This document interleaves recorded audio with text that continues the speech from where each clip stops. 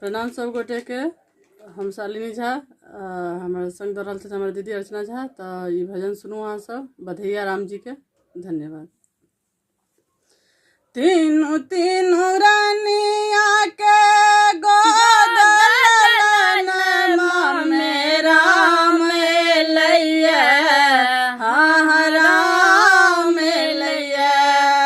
तीनू तीनू रानिया के गोद ललनमा में राम लैया, श्री राम लैया। राजा दशरथ के अंगना भगवान लैया, श्री राम लैया। राजा दशरथ के अंगना भगवान लैया, श्री राम लैया।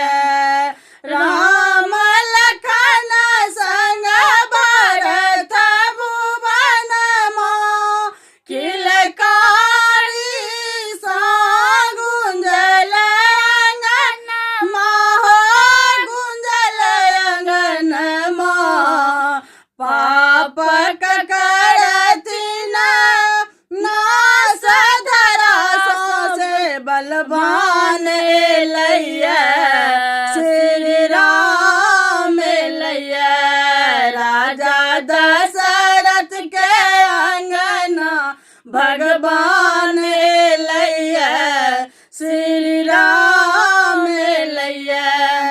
नगर अयोध्या में बाजे बधैया, राज महल के बड़का भैया हो, बड़का भैया।